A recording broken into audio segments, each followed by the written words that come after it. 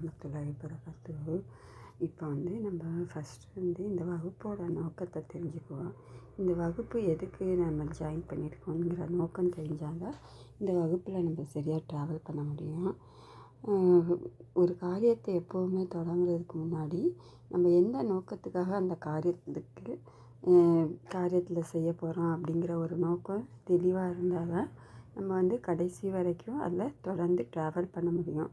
இல்லைன்னா நம்ம எதுக்கு ஆரம்பித்தோம், எதுக்கு முடிக்க போகிறோம் அப்படிங்கிற ஒரு தெளிவு இல்லாமல் டைவர்ட் ஆகி வேறு இதில் நம்ம மாறி போயிடுவோம்.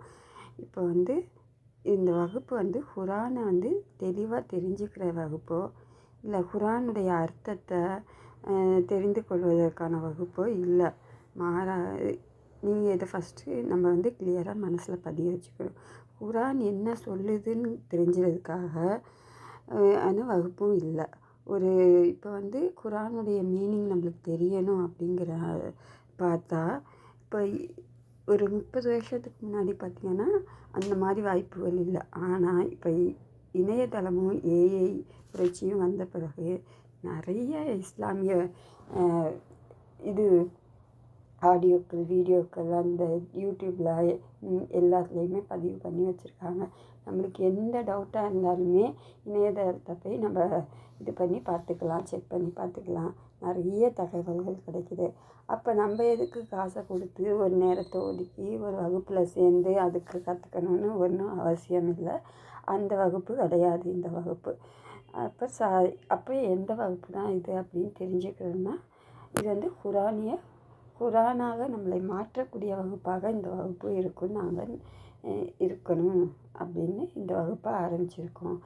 மனிதனோட சாதாரணமாக அதே ஒரு பெரிய ஸ்காலராக ஆகணும்னா அதுக்கு நிறைய நேரத்தை செலவழித்து ஒரு டீச்சர் முன்னாடி நிறைய கற்றுக்கிட்டு அதனுடைய நுணுக்கங்கள் நிறைய இது பண்ணால் தான் ஒரு பெரிய அறிஞராக ஆக முடியும்.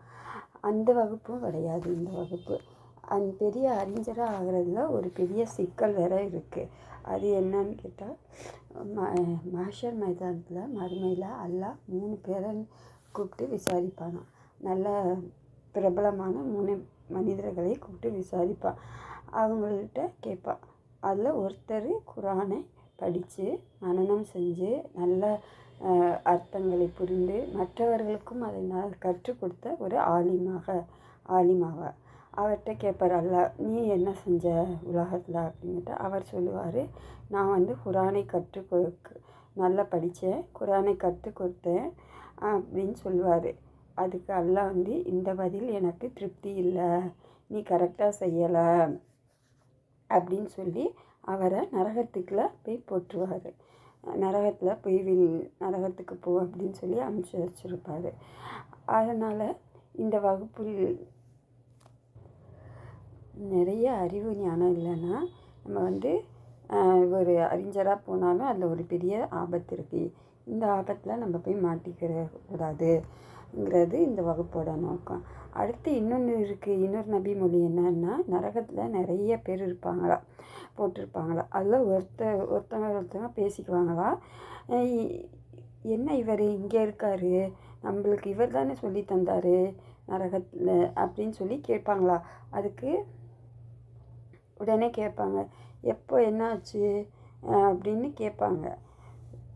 நீங்கள் தானே எங்களுக்கு நன்மைகள் சொன்னீங்க, தீமைகளை எங்களை விளக்குனீங்க அப்படின்னு கேட்பாங்க.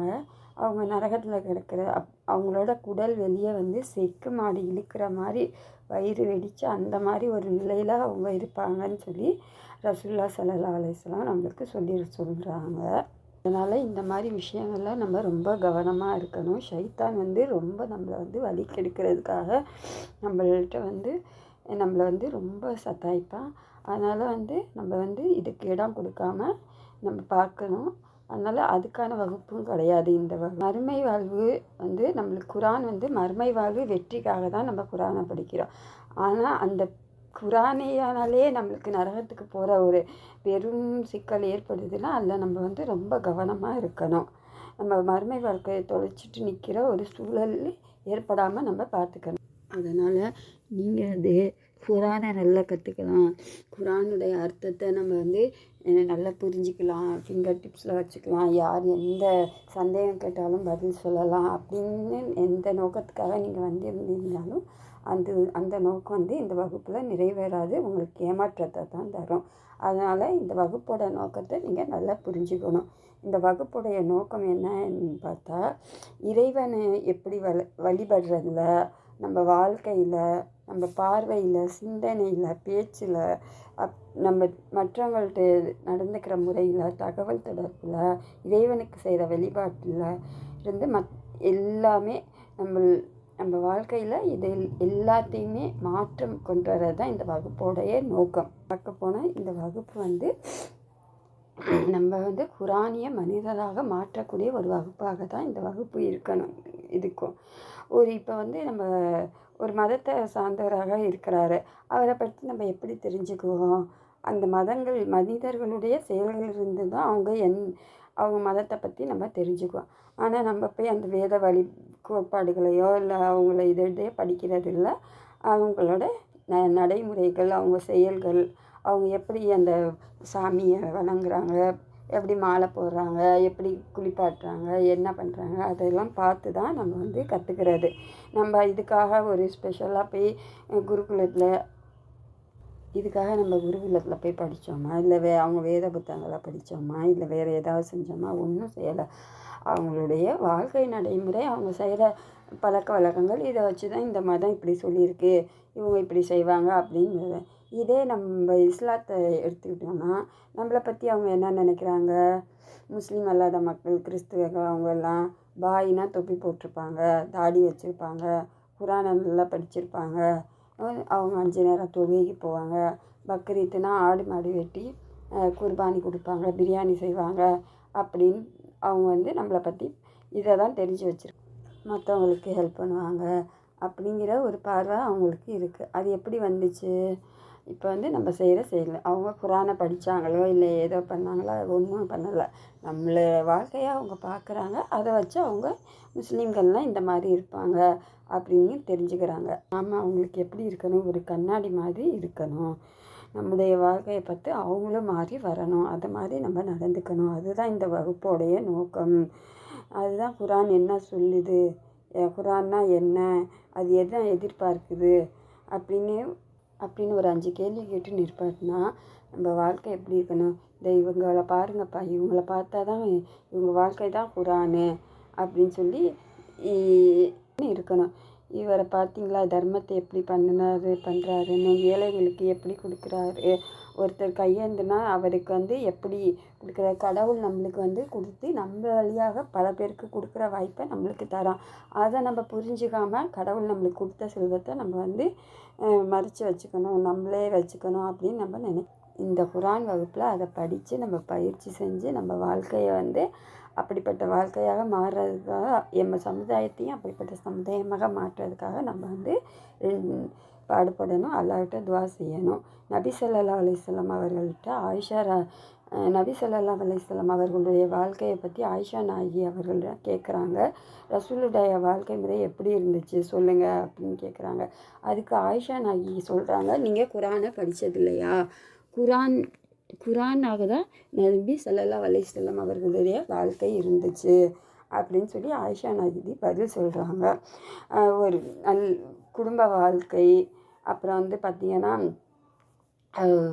போர், அவங்க வாழ்வியல், சிந்தனை, வழிபாடு எல்லாமே அப்படியே குரானாகவே இருந்துச்சு அப்படின்னு சொல்லி ஆயிஷா நாயகி வர்ணிக்கிறாங்க. இப்போ நம்ம வந்து வெறும் ரொம்ப அறிவாளியாக இருந்தால் மட்டும் பத்தாது. இந்த மாற்றத்துக்கு வெற்று அறிவு வந்து ஒருபோதும் பயம் தராது. அறிவை மட்டும் வச்சுட்டு நம்ம வாழ்க்கையினால் நம்ம மாற்றத்தை கொண்டுட்டு வர முடியாது. அது நம்மளுடைய வாழ்க்கையை புரட்டாது, ஒருபோதும் பயம் தராது. அதுக்கு உதாரணம் பார்த்திங்கன்னா, ஒரு குடிகாரன் இருக்கான். குடிகாரனுக்கு அவனுக்கு தெரியும் குடியை பற்றி, அது எவ்வளவு சிக்கலை தரும் அப்படின்னு சொல்லி அவனுக்கு எல்லாமே அவன் ஆராய்ந்து வச்சுருக்கான். ஆனாலும் அவனால் அந்த குடியை விட முடியுதா? அந்த குடிச்சதுனால அவன் இளம் வயசுலேயே நோயாளியாயிரான், படுத்த படுக்கையாயிரான், மற்றவங்க மேலே போய் வண்டியை மோதி மற்றவங்களுக்கு விபத்தாயிடுது, இதெல்லாமே தெரியும். ஆனாலும் அவனால் குடிய விட முடியாது. ஏன்னு கேட்டால் வெறும் அறிவு இருந்தால் அது பயம் தராது. அவனுக்கு அதை பற்றி தீமைகள் தெரிஞ்சாலும் அவனால் அதில் வெளியே வர முடியாது. அது நம்ம நடைமுறைப்படுத்தினா மட்டும்தான் அதுலேருந்து நம்ம வெளியில் வர முடியும்.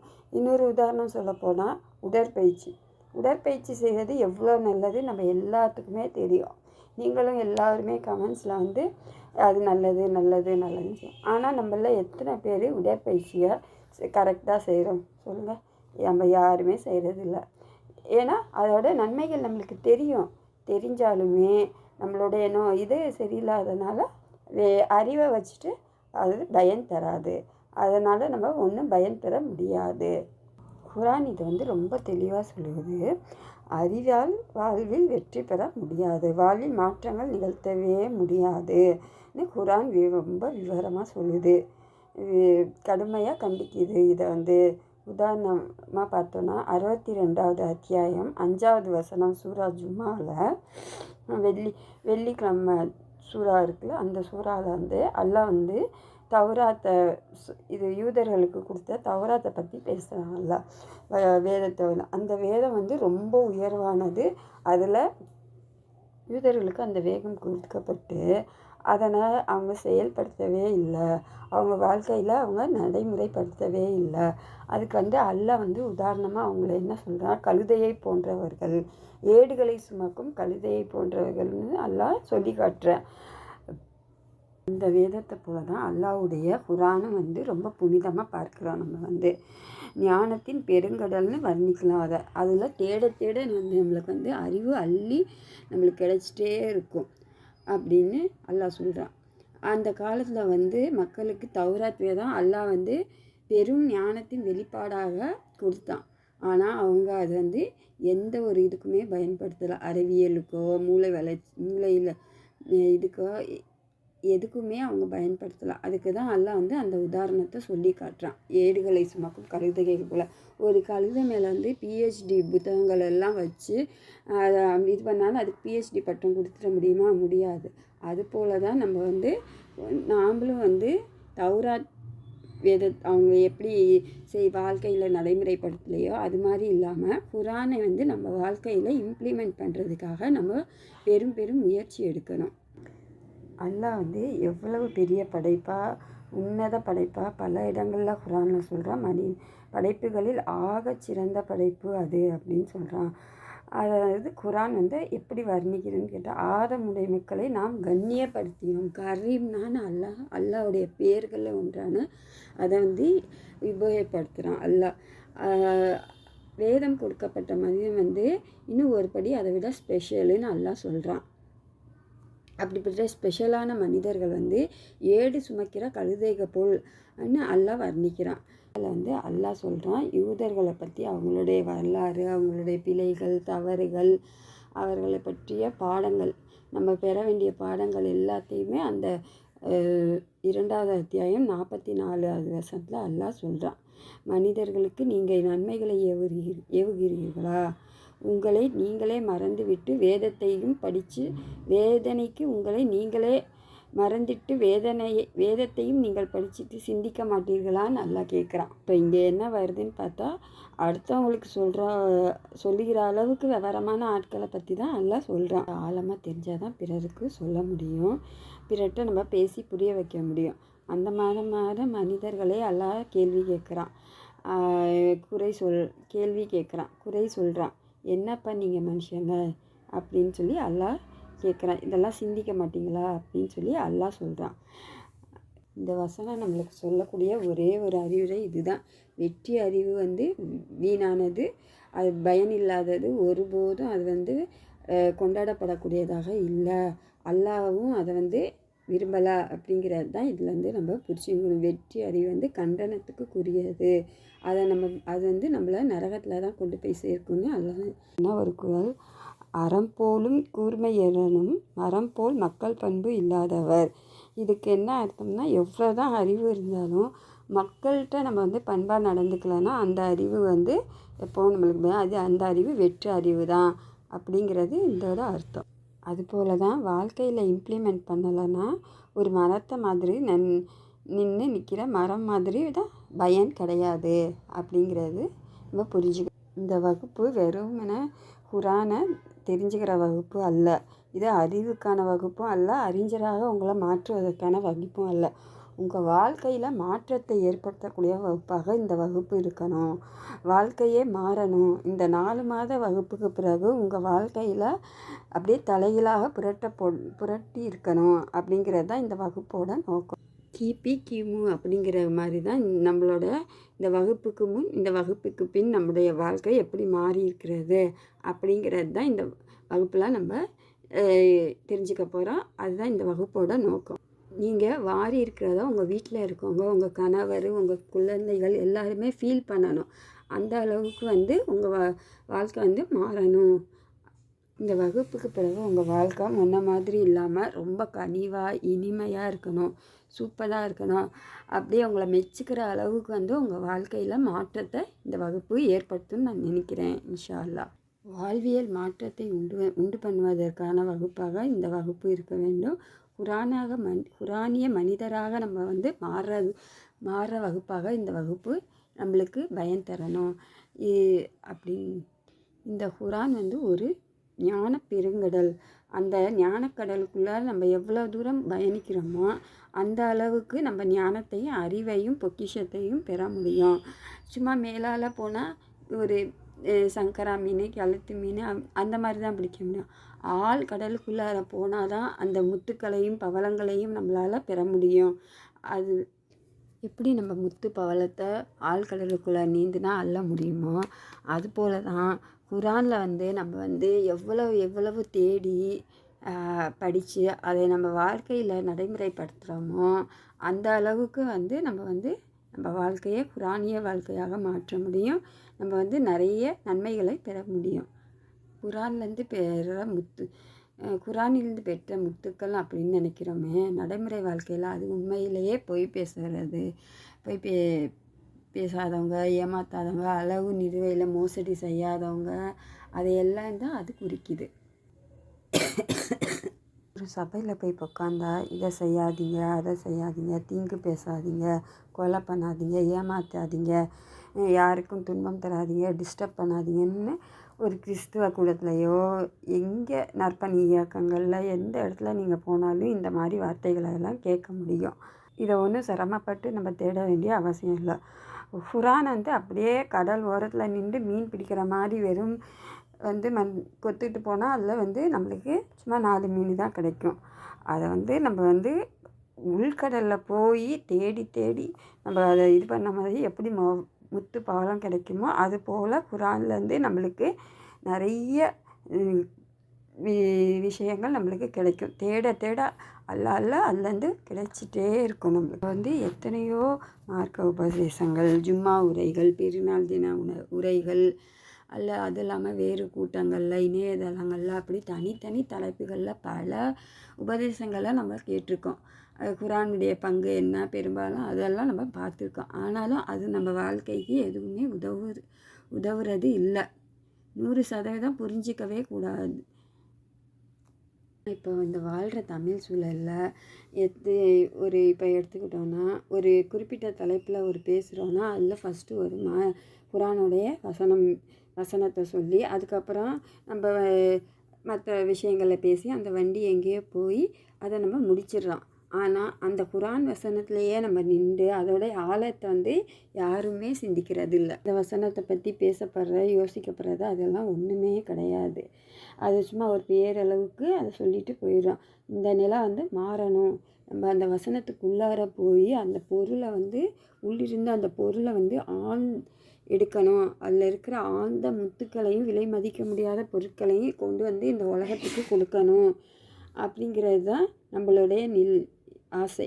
அந்த நிலை மாறணும். இப்படி நம்ம ஆழமாக நுழைஞ்சு அந்த விஷயங்களை நாம் கற்றுக்கிட்டு நம்ம மற்றவங்களுக்கும் அதை கற்றுக் கொடுக்கணும். அதுதான் இந்த வகுப்புடைய நோக்கம் அப்படி இது வரைக்கும் நம்ம இந்த குரானில் எத்தனை வசனங்களை வரிகளை வந்து அப்படியே தலைகளாக புரட்டி போட்ட மாதிரி நம்மளை மெய்சிலிருந்து வாழ்க்கையில் மாறி இருக்கிற மாதிரி பார்த்துருக்கோம். அப்படி நம்ம பார்க்குறதே இல்லை. உதாரணத்துக்கு 59வது வசனம்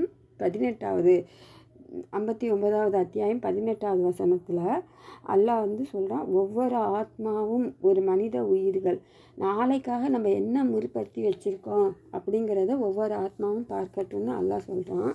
இதையே இன்னொரு வசனத்துலேயும் இந்த 59வது அத்தியாயம் 18வது வசனத்தில் அல்லாஹ் வந்து என்ன சொல்கிறான், நாளைக்காக நீங்கள் என்ன முற்படுத்தி வச்சுருக்கீங்க என்று பார்த்துக்கோங்க அப்படின்னு சொல்கிறேன். இதை ஒரு மேலோட்டமாக நம்ம பார்த்தா இல்லை நம்மளுக்கு ஒன்றும் வந்து நம்ம வந்து மறுமைக்காக ஏதாவது சேர்த்து வைக்கணும் அப்படின்னு தெரியுது. உள்ளார்ந்து பார்த்தா தான் தெரியுது அல்லாஹ்வுக்கு பயந்து நடக்கணும், நாளைக்கு நம்மளுடைய வாழ்க்கை மறுமையில் எப்படி இருக்கும் என்பதை நம்ம வந்து கவனிக்கணும் அப்படிங்கிறது தெரியும். ஒரு பெரும் பிரச்சனை இருக்குது, அதுக்கு தீர்வு வந்து இந்த வசனம் சொல்லுதுன்னு நமக்கு தெரியுது. இன்ஷா அல்லாஹ் இது வரைக்கும் நம்ம பார்த்த விஷயங்களை மனசில் வச்சுட்டு இனி இந்த வகுப்பில் நம்மளுடைய நோக்கம் நிறைவேறணும்னு முழு நோக்கத்தோடு நம்ம வரும் வகுப்புகளை கவனித்து அதை செயல்முறைப்படுத்தி இன்ஷா அல்லாஹ் குரானிய மனிதராக வாழ அல்லாஹ் எங்களையும் உங்களையும் ஆக்கி அருள் புரிவானாக என்று கூறி இந்த உரையை முடிவு செய்கிறேன். வாஹிர் தானவா அல்ஹம்துலில்லாஹி ரபில் ஆலமீன். அஸ்ஸலாமு அலைக்கும் வரஹ்மத்துல்லாஹி வபரகாத்துஹு.